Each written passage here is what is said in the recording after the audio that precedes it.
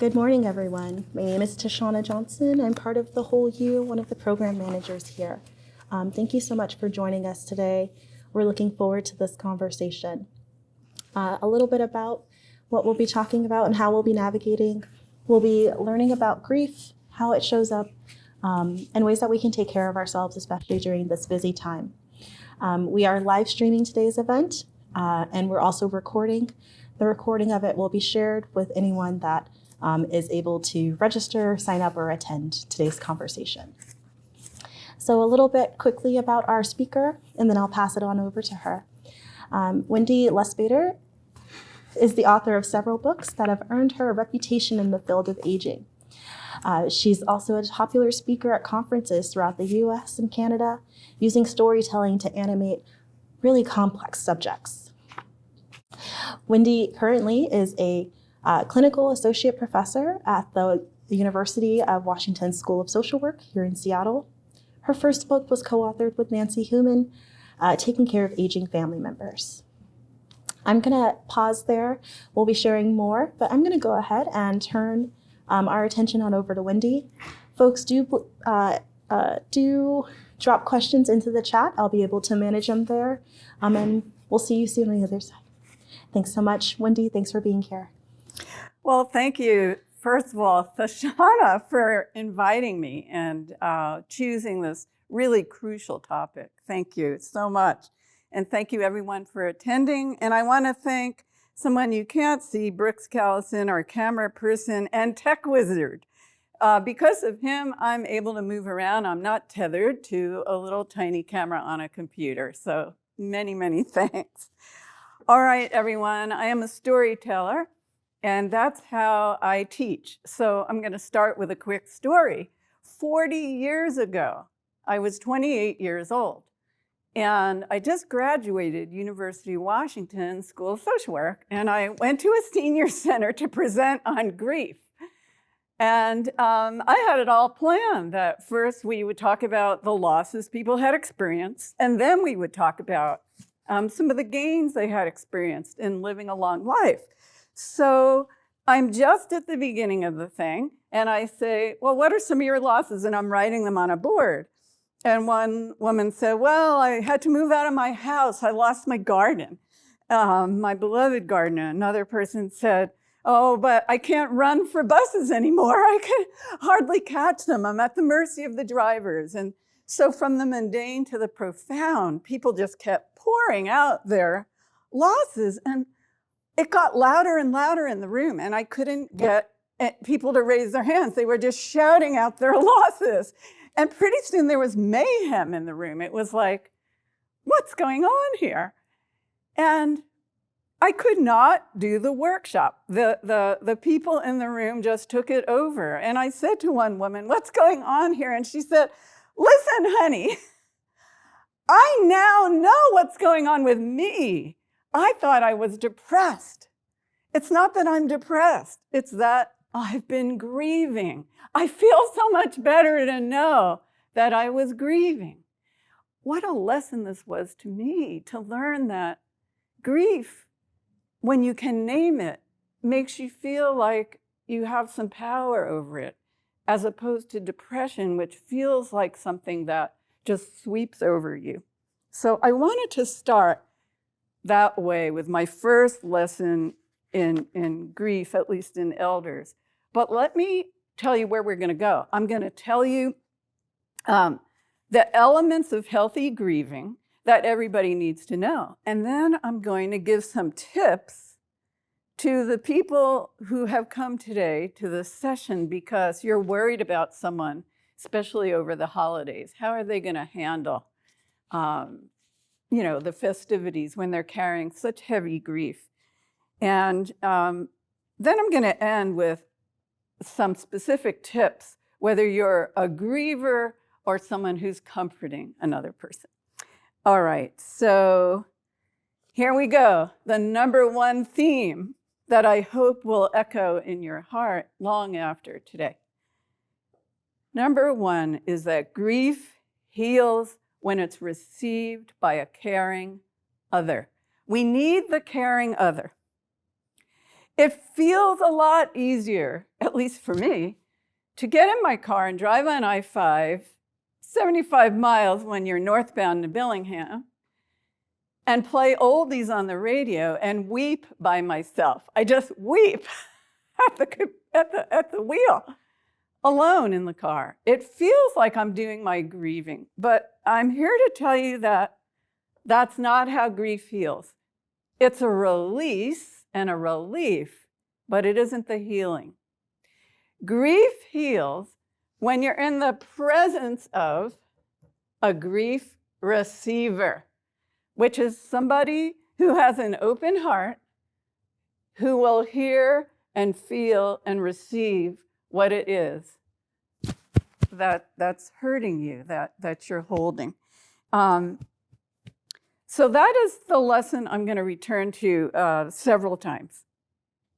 The second element of healthy grieving is to understand that when grief comes up for you, when the tears come unbidden, or they surprise you, or they ambush you because you're watching a movie and there's a scene, and all of a sudden you're flooded with your own grief. It may not have much to do with the movie you're watching. When tears come, it's crucial not to fight them. A lot of people fight them because if they are around other people, they feel vulnerable. And that's what I'm hoping everyone will also keep, is the idea of not being afraid of being vulnerable, because it's in the vulnerability of letting somebody else see and feel what you're feeling that grief advances and develops, and it gets somewhere. Otherwise, the grief just stays stuck. Number 3, I'm just going to explain it right now. And the other 2 themes I'll be getting back to. It's called the anniversary reaction. This is just so crucial. And I want you to know that all traditional cultures, these are cultures that are old cultures that, have been around in many cases for thousands of years. If you're like anthropologically minded and you look at grief practices, you'll see that old cultures, old traditions recognize that when you get to the anniversary, especially that first anniversary of someone's death, you really need some special attention. Now, psychologists call it the anniversary reaction, and many of you already know this, okay, if somebody lost their life partner a year ago this November now, we understand that they're in the first anniversary of the death. And I think it's commonly understood that that first anniversary is the toughest, that we have to watch out for it. I think that's well understood. What's not well understood, I find, is that in the months leading up to the anniversary, that's when it is actually the worst. And I'm going to explain this to you in terms of our sensory apparatus. Grief relates to the most primitive parts of the brain, our senses, sight and smell and sound, the sensory parts of ourselves. So it's really about the time of year more than the exact anniversary. So if you lost somebody last November, I submit to you that it was right around September, this past September, when suddenly, in one day, it turned into autumn. All of a sudden, the smell in the air changed, the feel of even the wind, the temperature dropped. Anybody who lost somebody in November or December, really, would have felt the beginning of feeling pretty awful back in September. It's in the months leading up to the anniversary that it creeps up on you. And it feels like you're depressed because you have trouble getting out of bed. You can't concentrate. Maybe you have frequent thoughts about death. You just really feel the worst that you have felt since the person died. And that's because in the beginning of when you lost somebody, there is protective numbness. And it's not that you're totally numb. There are moments where, you feel the grief intensely, but then it passes. And there's, you can't control it at all, but it's going kind of in and out. But watch out for this anniversary process beginning a few months before the anniversary, because this is the worst time of all. It's the hardest time. So I'm hoping everyone who's hearing this will pass this on. I've been able to help so many people by just letting them know this was going to happen. Getting back to anthropology and traditions is, I was giving a talk to professionals, and a man who was an immigrant from Africa, a social worker, and he stood up in the middle of the training and he said, "Oh, in my tribe," which I have so sadly left behind to come to America, "in my tribe, we have a ritual I just want to share with everyone. When someone dies, and let's say it's a husband or wife or a partner, or it's their mother or father, we give the person a special grief cloak. This grief cloak is known by everyone in the tribe. So when you see someone walking around wearing this special cloak, you're especially nice to them. You give them a lot of room for being heavy-hearted. And at the anniversary, there is a special celebration, which is really the community embracing the person.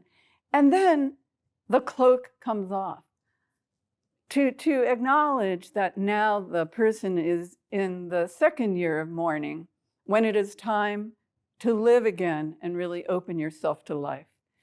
I was fascinated because in Jewish tradition, which I'm a part of, we have very similar rituals. It's not a cloak, but we have rituals where the community knows that you are a mourner. And we have the same admonition that once you reach the anniversary and move past it, it's time to take life back. How interesting that two very old cultures really had the same insight. Well,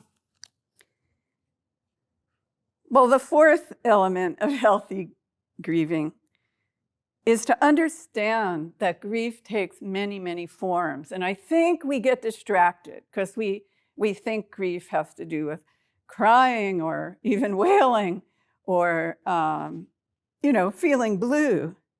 But some people express grief through anger. They have rages. And my theory and other people's theory about rage is it's grief in disguise, because you can feel stronger if you're yelling than if you're crying. And there are gender differences in this, because in so many cultures and communities, men are expected to be tough.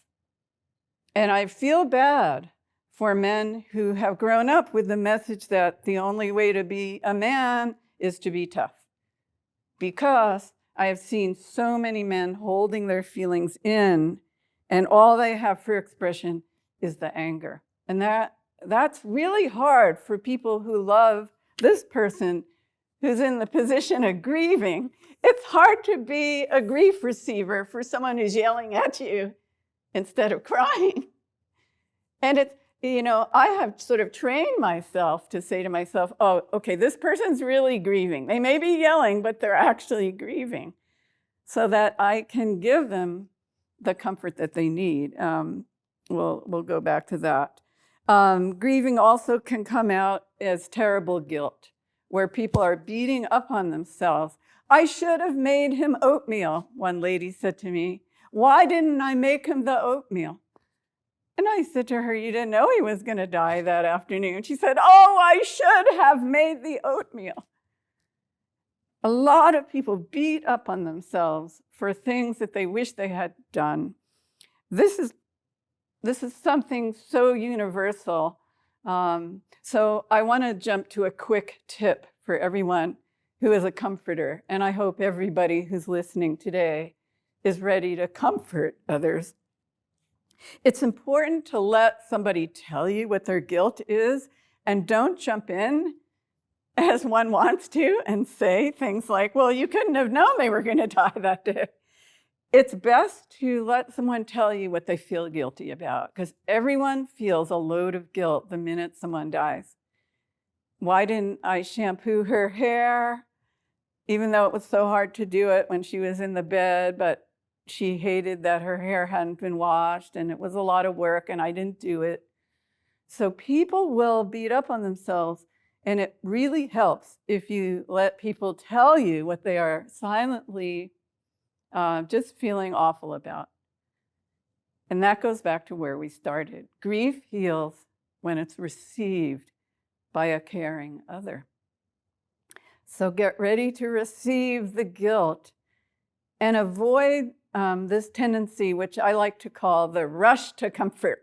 That's when we actually shut down somebody's grieving because we rush to say, oh, but you'll feel better tomorrow, or oh, in a few months you'll be able to do this or that, or we're going to go on this vacation together. And what you're doing, though you're doing it in a loving way, what you're doing is you're kind of closing the door on what they were trying to say. So I do that as much as anybody. So I have this message in my head: don't rush to comfort. Don't rush to comfort. Be the grief receiver. Just keep your heart open. As long as the person's talking to you about the grief, that's really good. That is what you want. And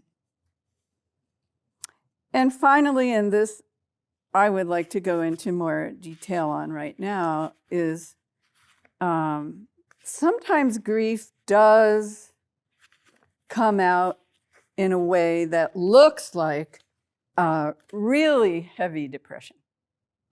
It looks and feels like it. And I want to tell you that no mental health counselor in the world can distinguish between someone being in heavy grief and someone being in a strong biological depression, because they are so similar, and sometimes people have both.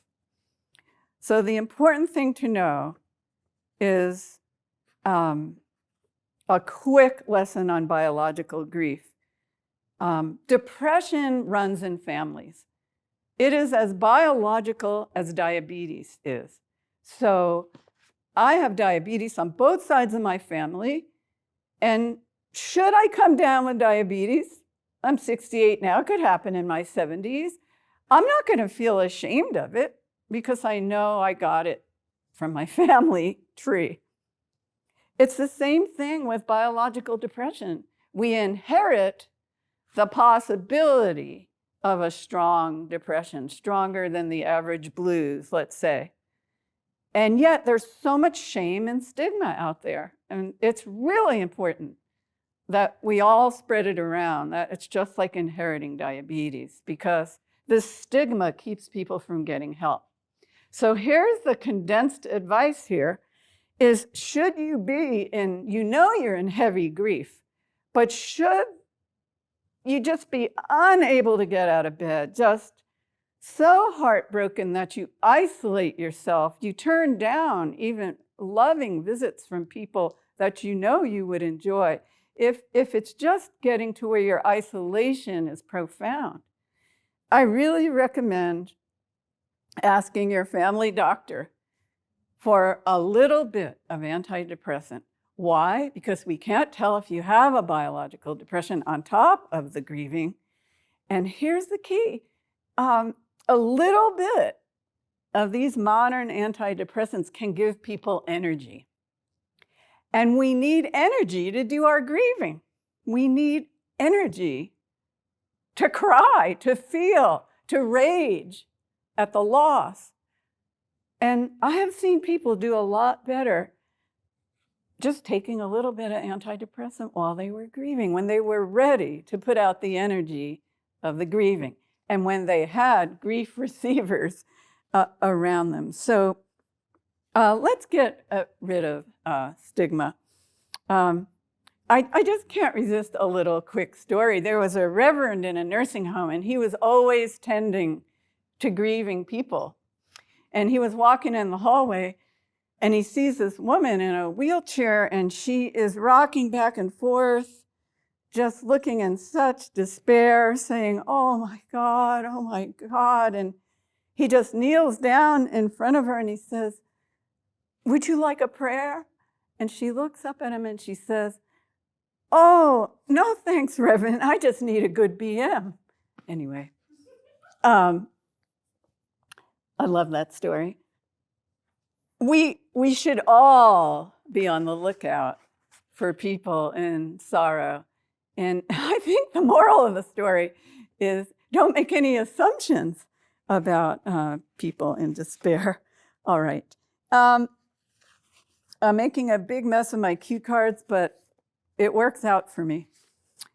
The other lesson that I want to underline with you is that if you build a wall around your sorrow, if you can't stand being vulnerable and you just don't let anybody see or feel what you've got going, what happens is the grief remains static. It just stays stuck. And what can happen is when you wall it off, it's not only grief that you can't feel, it's tenderness that you can't feel. I know too many people who grew up with a parent who went through very difficult times, let's say, in their youth or early adulthood, and they built a wall around their sorrows. And to have a parent who is walled off to you is very painful. And you try to break in there, but the wall is really holding back tremendous sorrows. I love working with older adults and have dedicated myself to this work because I love the way life creates opportunities for healing all the way to the last minute. And how many times have I been with people when they were facing the end of their lives and the wall came down, the wall around their sorrows, and they wanted, before they left this earth, to be known and understood. And a social worker told me, I went in to see my dad after his massive heart attack, and he's hooked up to all these machines. And I walked in there, and he said, "Oh, sweetheart." And he threw his arms around me from the hospital bed. And he said, "I just can't tell you how much I love you." And she said, I ran out of the room because I couldn't take it. This was the father I always wanted, but it was so different. He was so different as he was facing his death. She said, I went out of the room and I wept. And then I said to myself, come on, get back in there. And she went back in there and she told her dad, I'm sorry I ran out. It just was so emotional for me to hear your emotions. It's just so beautiful. I feel like I'm with you more than ever. And he said, oh, honey, I understand. Pain broke the chains on my heart. That is a gorgeous bit of insight in that story. So many people have chains around their heart. And one way to look at bereavement, which we all have many in the course of our lives, is to understand that this could be an opportunity. You never know when it will happen, when someone will come out from behind their wall. So you can't make anybody do it, but you can be present. And that gets me to, I think I'll do this now, but we're going to go back to some other points, but to turn to the role of the comforter, because it's simple to tell you, it's hard to actually enact it. The role of the comforter is to be present. The role of the comforter is not to be scared of going towards somebody you know is grieving. What I worry about on the holidays is somebody is known at a gathering to have just lost their husband, wife, or partner of 55 years. And the gathering goes on all around them, but everybody's afraid to pull out a chair and sit down right next to them. Because people will say, well, I don't know what to say. I just don't know what to say.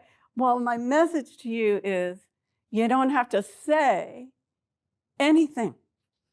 Take your open heart, go sit down next to that person who you know is grieving, and make sure you project how much you care about them and love them.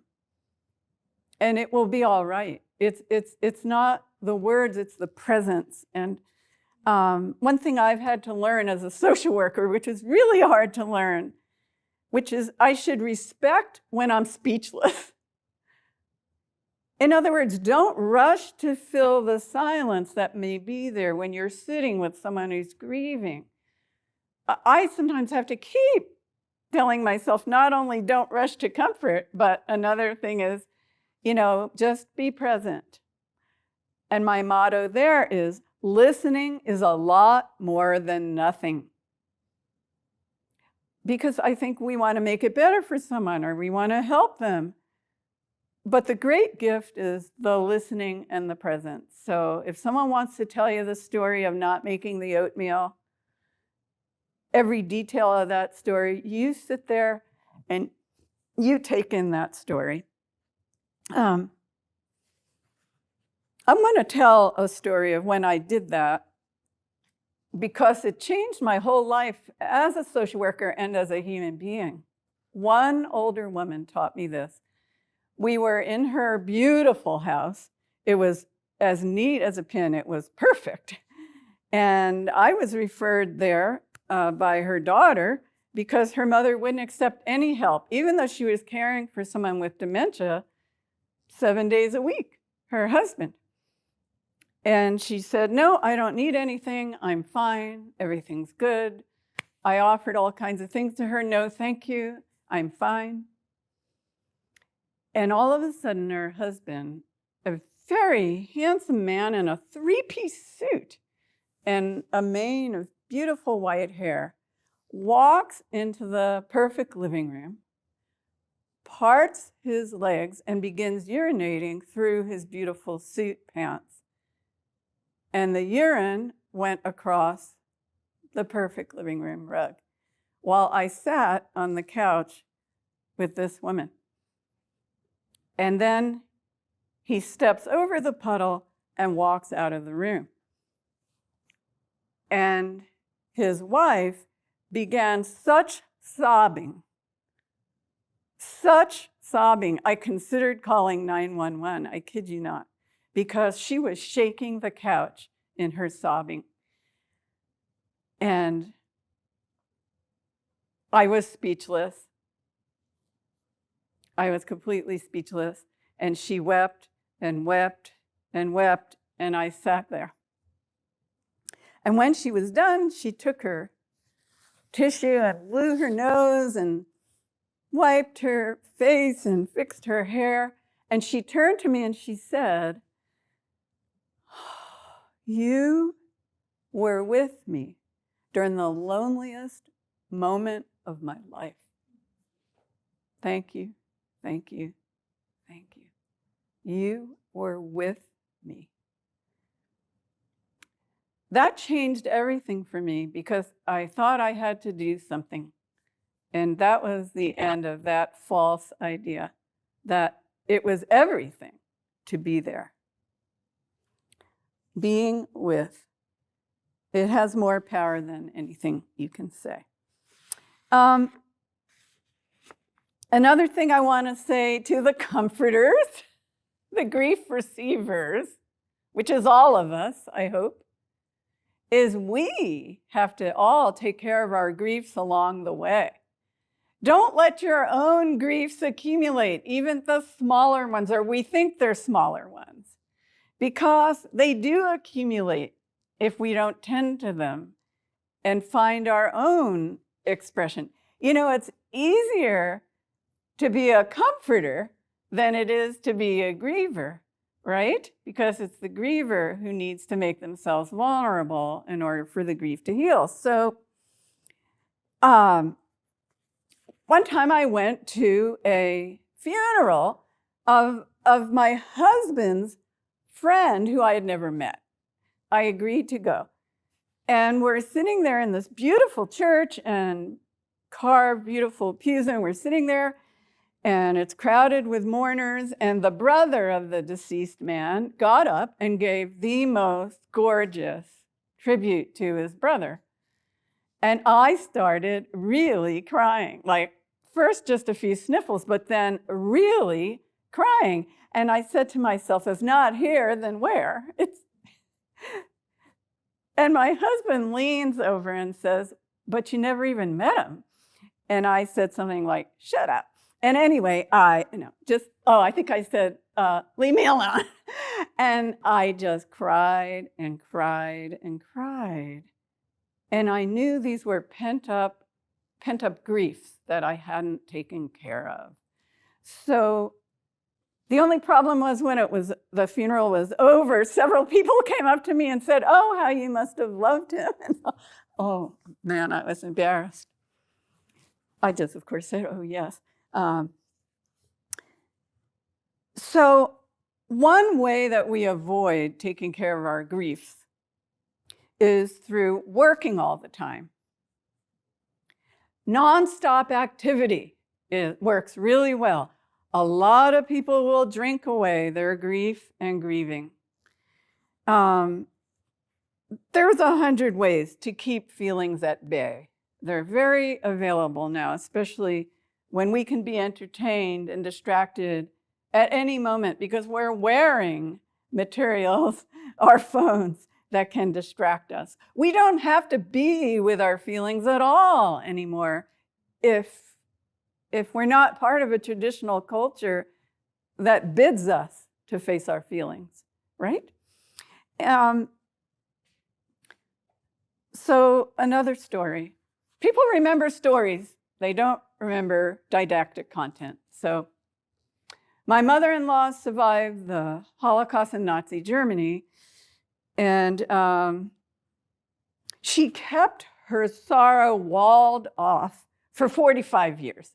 She could not talk about the murder of her parents, the murder of her adored older brother, and most of all, the murder of her sister who had a disability.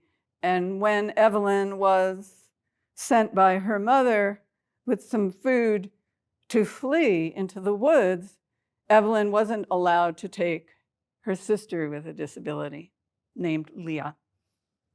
She cried over that in the last week of her life, and never, all of her life that I knew her, always talked about. That's the one thing she would talk about, was having to leave her sister.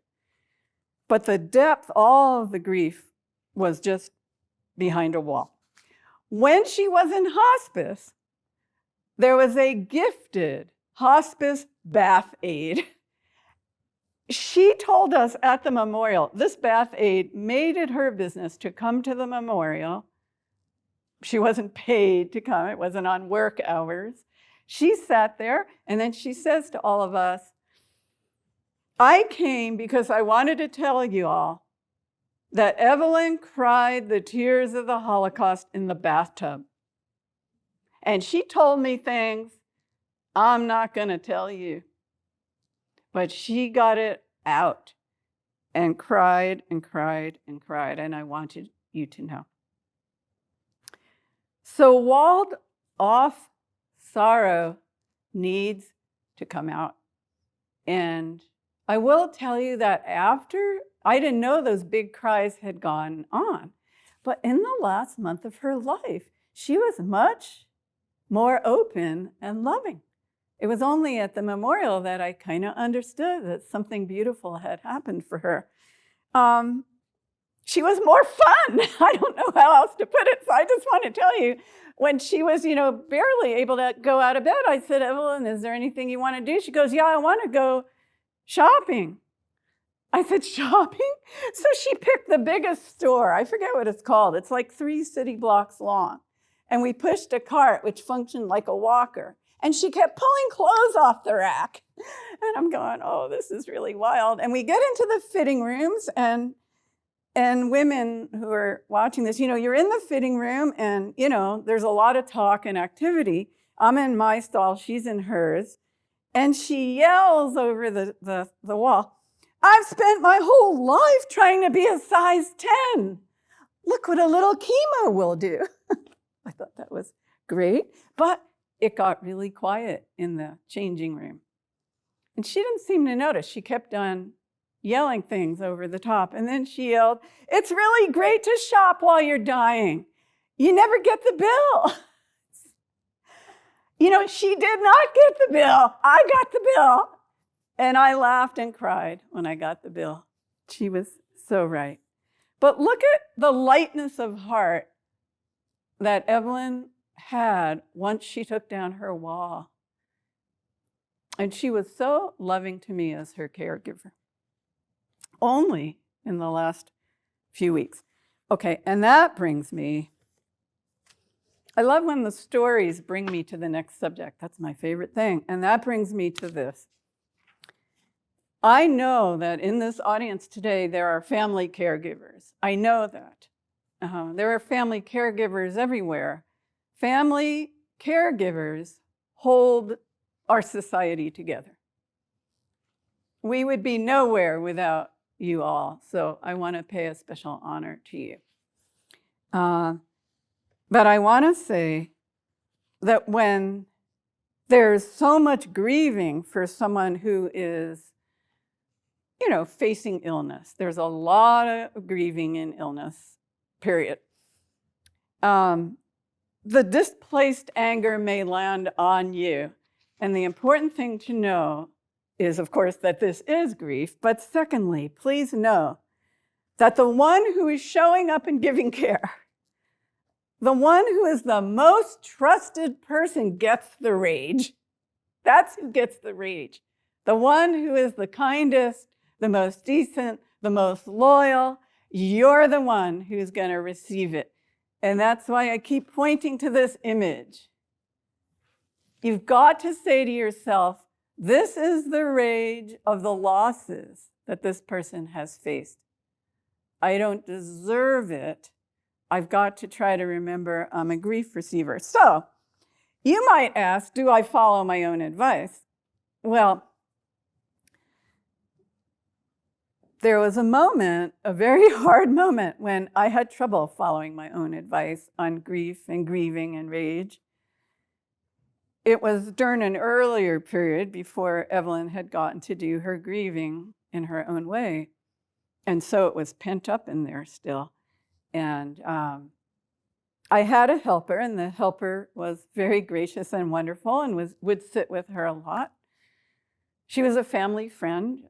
Other times I had hospice volunteers, wonderful people who also, they hold up the world for us, hospice volunteers.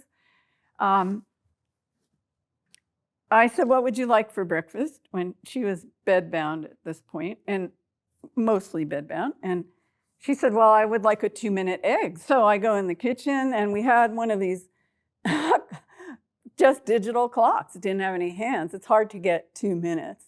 So I guessed, and I put the egg on the tray with the grapefruit, and I bring it into her, and she looks at the egg, and she yells, this isn't a 2-minute egg. What is this? This is ridiculous. It's running all over the plate. And I said, okay, I'll just make another one. And I went to the kitchen, and all right. So I put another egg in there and boiled it. And this time I waited for the digits to go 3 minutes, thinking this is going to be, okay, I come back in, and I put it down in front of her, and she tries to eat it, and she goes, this is too hard of an egg. You have a master's degree and you can't cook an egg? And okay.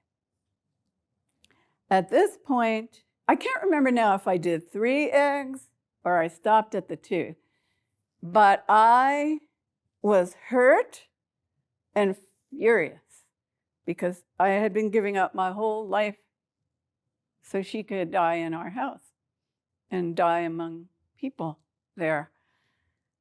I stood at the picture window in our living room and I looked at the clouds, and I looked at the sky, and I said to myself, suddenly I saw it. It isn't about the egg, silly, I say to myself. It's not the egg.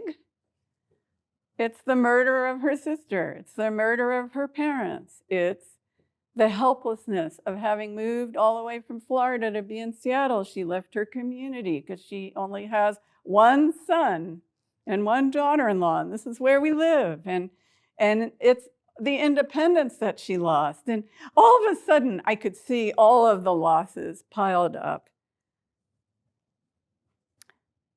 It wasn't the egg at all. And so I went back into her room and I said, how about some oatmeal, Evelyn? And she said, oh, that would be wonderful, with a loving smile. Wow, it's not the egg. So there's anger and grief, and there's certainly anger in caregiving. All right, I'm watching the time very, very carefully, and I want to tell you there are creative ways to respond to grief and grieving. Creative ways. But you can't skip over the grieving itself. So I want to tell you about a magnificent example. I'm going to say her name because she would be proud that I'm telling this story about her. Bonnie Genovese, she once taught at the School of Social Work years ago, and I'm proud to have been a friend of hers. And she had a very big friendship community in the Seattle area. And she was losing her vision in her early 70s. She was losing her central vision, which meant she wasn't going to be able to read all of her books. She was a constant, avid reader. And the grieving was so intense. And people would say to her, why don't you just get talking books? You know, they're free from the library. And she said, I love to read with my eyes. See, we have to let people have their grief. And she needed to grieve, and grieve she did. And then the ultimate was what she did. She decided to have a book giveaway party. And whenever I think of it, and I think of it often when I look at my own books, because that was a way of proclaiming her loss to the world and also an act of generosity. She invited her whole friendship community to her house. Everyone should bring a big bag, and there was going to be a free-for-all where you could fill that bag with books. And she took only one shelf of her absolute favorite books so that visitors could read them to her. I was so honored that she picked one of my books, I tell you. But anyway, people came, and it was pretty fast because it was a beautiful library of books. The place was emptied out. And I sat with her. I missed the giveaway. I was out of town. I came back and sat with her now emptied house, emptied of the books, and except for the one shelf. And she said it was so satisfying. And I want to tell you one addendum to the beautiful story, which is 3 people volunteered to be readers who would come and read to her. Sometimes in grief and grieving and accepting comfort, there are undiscovered, unknowable rewards. And what happened was she had 3 different books going at a time because she didn't want any of the readers to miss out on anything in the book they were following. And so they would only read the one book to her. And one of the readers told me, I won't bother searching for the exact quote, but one of the readers told me that Thursday morning, whenever it was her favorite part of every week, was sitting with Bonnie and reading to her. She said it was the only time I slowed down and I was just alive and I was just there. That is a very strong message about sitting with the bereaved.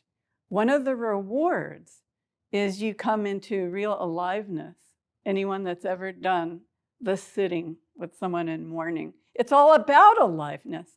Because when you are grieving, you're in another world. I like to consider it another plane of existence. And you do feel removed from everybody who's just walking around living their lives. So the comforter, when the grief receiver comes to sit with the mourner, there's a beautiful gift of aliveness. If you let yourself feel it, let yourself feel that aliveness. Okay, there is a question that someone has written. I can't handle all the questions, but yes. Thank you so much, Wendy. So you were speaking about how grief can affect the grief receivers. Yeah.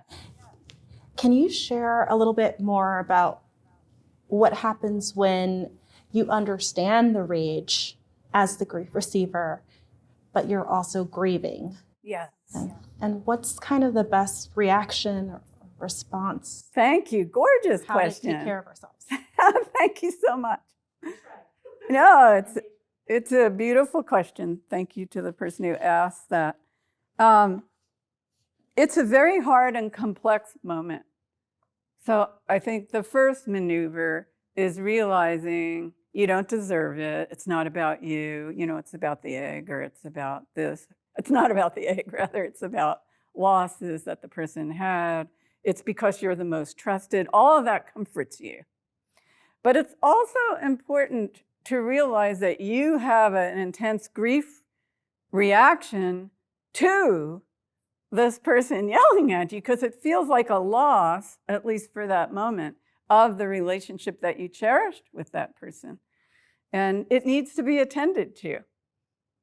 And I want to expand this and say, everyone who is with a mourner with an open heart, you're actually the person is taking their grief off their chest and putting it to your open heart. So when we receive grief, sometimes we receive the heaviness of it. So that is parallel to what I'm saying now, which is get yourself a grief receiver, right? After you have received someone's grief, it could be a good friend. Maybe if you're a caregiver, you're in a caregiver support group. I heartily recommend caregiver support groups. No one understands like a fellow caregiver, no one. And then tell the story of being yelled at, let's say, to the others, or if it's to a good friend, tell them about it. And what happens is the grief goes out of your heart. It's now received by the other, but that other person is now getting it secondhand, and they're not going to carry it the way you do. So it's not like grief causes this endless chain of heavy-heartedness. So those of us who receive some of the heaviness in whatever form, we do need to take care of ourselves and get some comfort for ourselves. Thank you. That's beautiful. There's a paragraph I want to read to all of you because it's a very hopeful paragraph. I tried to write a book about the ways life gets better as we get older, except for the physical. But I didn't want to leave out grief and grieving because that would be ridiculous. How can you not talk about that? It's a big part of life. And so this paragraph, for me, is the center of the whole book, and it's the center of what I'm trying to say today. Inside of all of us is a great pool of grief that keeps enlarging as each fresh loss is added to the others. So it's not like the grief goes away. It's in a pool, and you keep getting new deposits. We often find ourselves weeping for old sorrows along with the new. Over the years, we learn how to dip into grief for a while. But then we step back and out into the oxygen of love and life. It's not that we get good at it, but we know what we must do and we do it. Grieving doesn't get easier, but we acquire the skills to bear it and the wisdom to accede to its rhythms. So as I start to wind up, I want to talk about that wisdom of acceding to its rhythms. We can't force our feelings to come out, but we can be ready for the moments when they do come out and don't fight it. Please know we can't control grieving. It's going to happen. And what we have control over is what we do with it when it comes up. There is a choice in keeping that wall up and maintaining the wall. If you're realizing as you hear me talking now, you are someone who has maintained a wall. You don't want to be hard on yourself. You just want to understand, where did you learn to do that? I want to be really honoring of veterans, because veterans who have witnessed some horrible things while protecting our nation often come back from war theaters with their grief with a wall around it. So I have a special consideration for veterans. If you love a veteran, know a veteran, you have to be kind to them about the wall that's around the grief. Many veterans really need to be in a support group with other veterans, and that's where they feel the safety. So you can encourage someone to take a chance on being with other vets. That really, really helps. Many of us have learned to wall our grief off in our families of origin, where maybe you're from a family where everybody drank a lot. The adults drank a lot when there was a loss. And so you never learned what comfort really looked like or felt like. So there's 100 different ways we can grow up not knowing how to grieve and not able to let others see our vulnerability. But my message today, whatever age you are, whatever background you come from, is pay attention to opportunities where you can sit quietly with someone. You know you're with an open-hearted person. Take that chance and say, I want to tell you a story. And tell that story. So over the holidays, my wish is that everyone who has heard this talk will walk towards people who are mourning instead of away from them. And it is important to reach out to someone who says, no, I'm not going to attend, to say, I understand why you might not want to be there around a lot of ha ha ho ho, because you're just not feeling that way. Well, that is a huge blessing to say that to someone. Instead of saying to them, come on, we all want you there. Maybe you need to adjust your plans where a small group of people who are especially sensitive, who are not afraid of being comforters, will have an adjunct little gathering at the mourner's house. And you bring all the food and stuff, so you're not asking anything of them. So they get to be in a quieter kind of situation, and yet not alone. That's just a wonderful and generous thing. Now, some people will agree to come if you say to them, I totally get it. Especially Uncle Harry. I'm just making up a name. He's probably going to really have 8 glasses of whiskey, and maybe you don't want to be around that. Just say whatever it is. Because for example, in my tradition, in Jewish tradition, it actually says in there, you are not required in the first year of mourning to go to any parties, weddings, gatherings, because to fake your feelings is very harmful. To have to smile when your heart is broken. And there are other traditions, other faith traditions and cultural traditions that actually say, you don't have to fake it. And we know psychologically faking it isn't really helpful, and it can be hurtful. So the most important thing is that people don't feel alone. And I've given you lots of ideas about how to diminish that aloneness through your understanding. I want to end, of course, I have one last story, but I want to end with special honor to immigrants and refugees in our society who have an additional loss and bereavement that's carried, which is the loss of being able to talk to someone in your mother tongue, or the loss of watching your cultural traditions. Maybe they're still there, but as your children and grandchildren adapt to the dominant culture in America, of course, there may be some loss of traditions.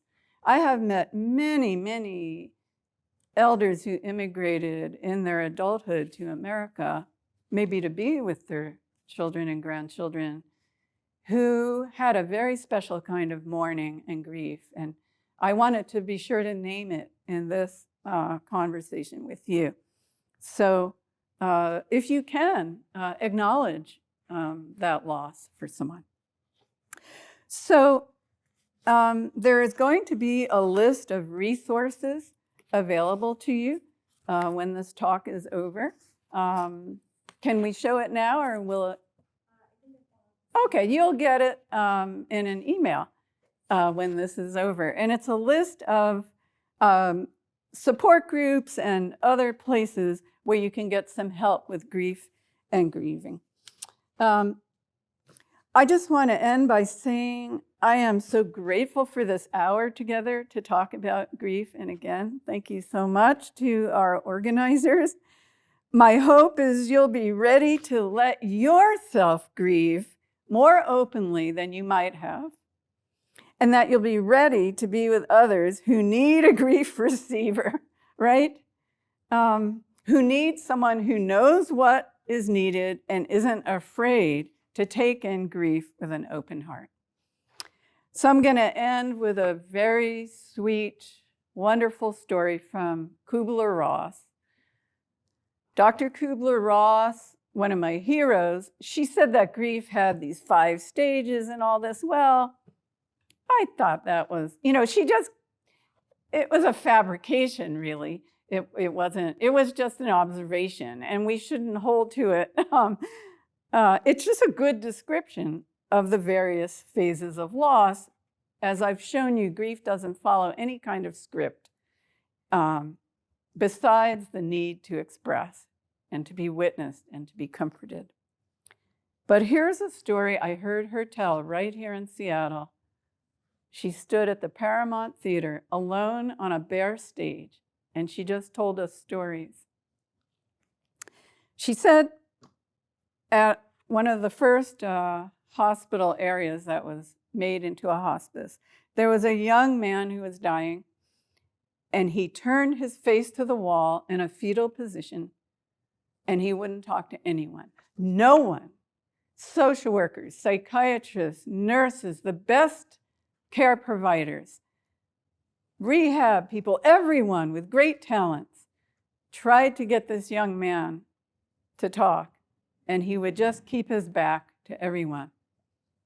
The cleaning lady, she took her mop and she lingered in his presence.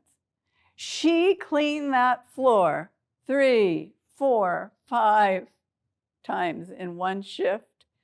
She just was with him, mopping, sometimes humming a song, wanting to be present for this young man, feeling his feelings. And then one afternoon, the man turned around and poured his heart out to her. And Kubler-Ross said to her team, "We need the cleaning lady in our team meetings. We have made a huge mistake." I love that story. I heard it so many years ago, and there's so many lessons in it. But the biggest one is the lesson of presence. Give your presence. Don't be afraid. There's nothing that you really have to say, but keep your heart open. Thank you very much. Thank you so much for this opportunity. I wish I could have seen all of your faces. Thank you. Thank you, Wendy. Thank you so much, Wendy, for being here today. Thank you to all of you as well for joining us virtually. Again, my name is Tashana Johnson. I'm with The Whole You, and we're just so thankful that you were able to join us here today. Take good care of yourselves, folks. All attempts matter, and we'll see you soon.